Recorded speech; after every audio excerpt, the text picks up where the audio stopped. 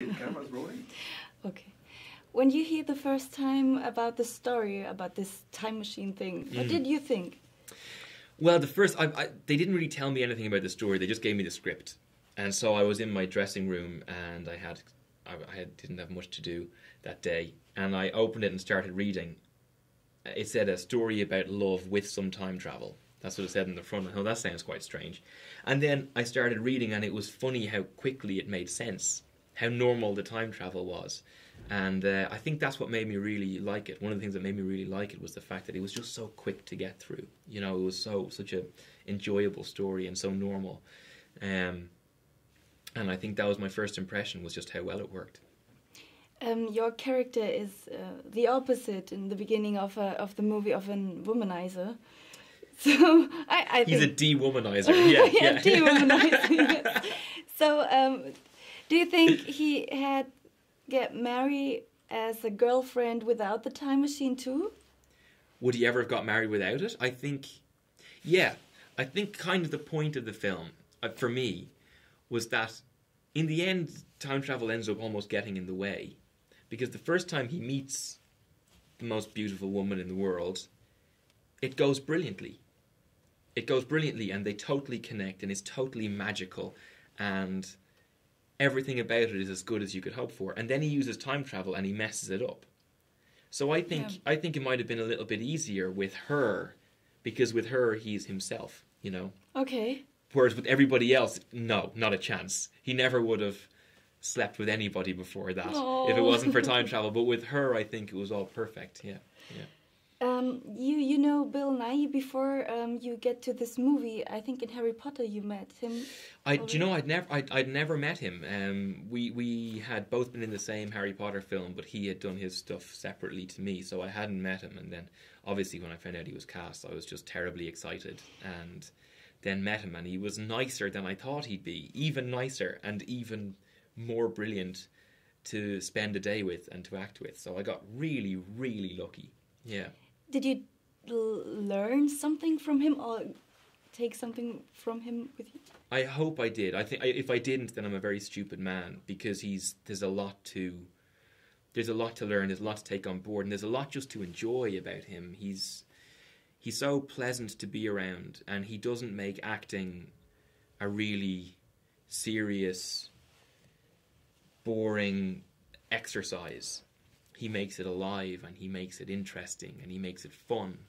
And that was one of the things that I think I took from him, was the fact that acting should be fun, probably, if you're doing it right, you know. And I enjoyed being around him very much, and those days on set were special days, yeah. And when they called cut on his last scene, we were doing quite a big scene in the film. When they called cut, I remember I was kind of half crying, because I couldn't believe I wasn't going to see him for a while. I got very close to him, I think, as we were filming. Yeah. On the set, I heard there were special treats. Yeah. What kind of treats were these? Well, this is terrible. I'm on a diet at the moment, so I was talking about treats just kills me.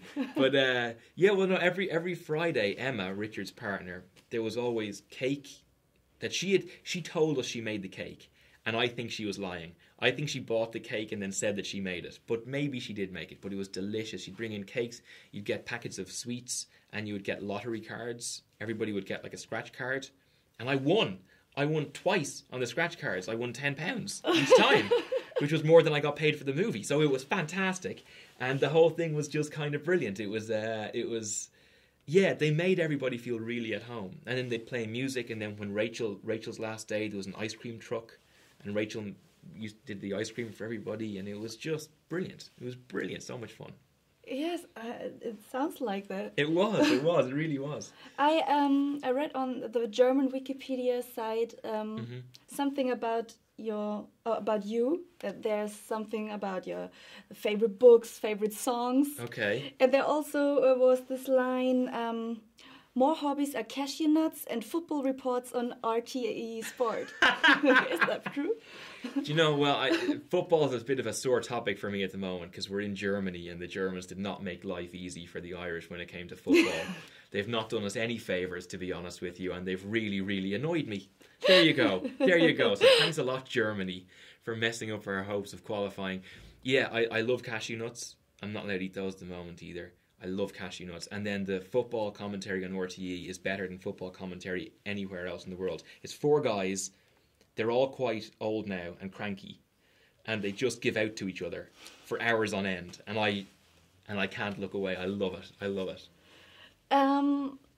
If you could go back in time and travel, in which situation would you go and switch or act different like you did? In my life? I don't know. Actually, I have one, but it's kind of silly. And I've said it before, but I went to New York to do a job when I was 26. And my nana, like my grandmother, was sick. And I said goodbye to her, and I thought that I would see her when I got back. And then I wasn't able to come back for the funeral because I was working and stuff. Oh my God. So I would go back and I would give her maybe a stronger hug and tell her twice that I loved her instead of just once. Yeah. Maybe I would do something like that. So that's not a very funny answer. But it's the truth. That's probably what I would do, is say a proper goodbye to my nana. Okay. Yeah. But she'd like this film, I think. I think she'd like the message of this movie. So in a way, you get to do little things like that. Yeah. Okay, so thank you very much for this nice interview. Oh, thank you very much. It's lovely to meet you. Okay.